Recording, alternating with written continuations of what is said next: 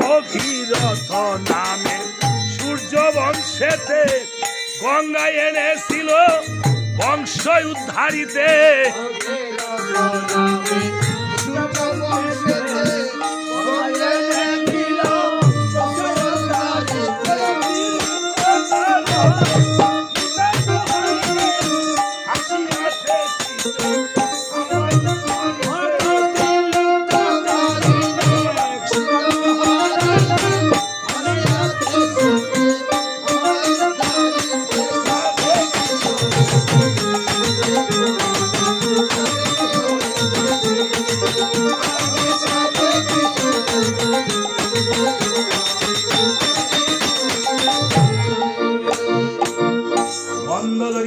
মহারাজ ভগীরথ গঙ্গা এনেছিল তপস্যার বলে আর তুমি সেটাকে এনেছো বাহু বলে।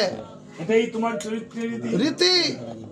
রাবণ বলছে মন্দোদরি আমি আজ আর তোমাকে তত্ত্ব আলাপ শোনাবো না সুন্দরী।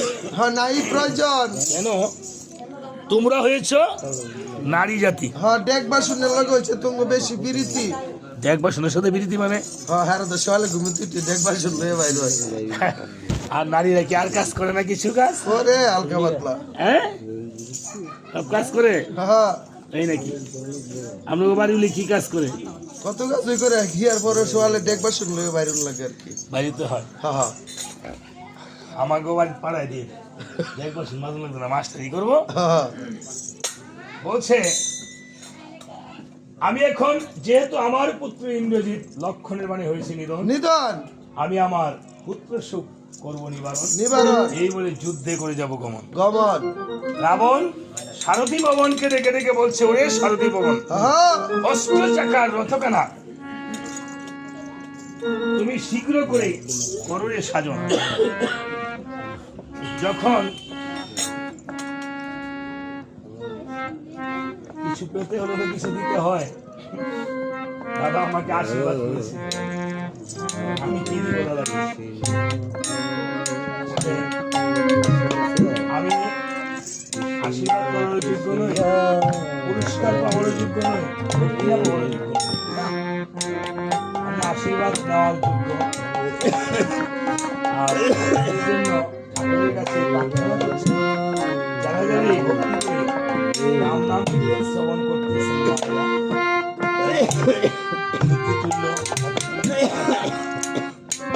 আমি যদি আজকে আমার কোনো পুণ্য হয় আপনার চরণ ধুলিতে পাই সেই পুণ্যের বলে ভগবানের কাছে আমি এই প্রার্থনা জানাচ্ছি দাদা যে আমাকে আশীর্বাদ করেছে টাকা দিয়ে দাদার জন্য এই টাকা আরো কোটি কোটি টাকা দিয়ে পরিণত হয়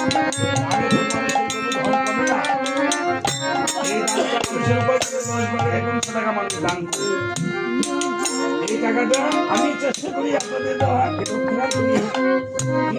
বিভিন্ন সবাই লাগাতে এবং কাজে লাগাতে।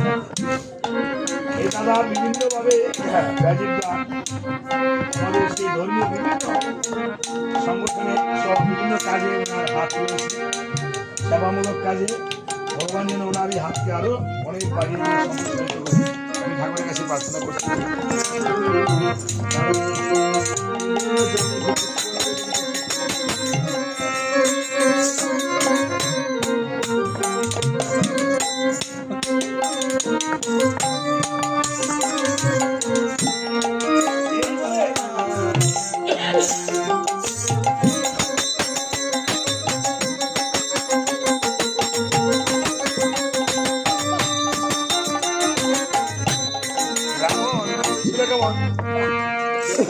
সারথী ভবনকে ডেকে ডেকে বলছে ওরে সারথী ভবন অষ্ট চাকার রথখানা তুমি শীঘ্র করে করো রে সাজন।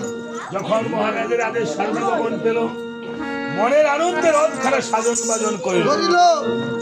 হ্যাঁ রথখানা যখন সাজন বাজন করিল রাবণ নিজেও সাজন বাজন হইয়া রথে যখন বাড়িয়েছে পা কিছু অমঙ্গল হয়েছে দর্শন। অমঙ্গল ছিল শকুনে মারে পাখার বাড়ি গির্দিনি করে রাও সম্মুখেতে পড়ে গেল কাইলা পেশার সাও কালো পেশার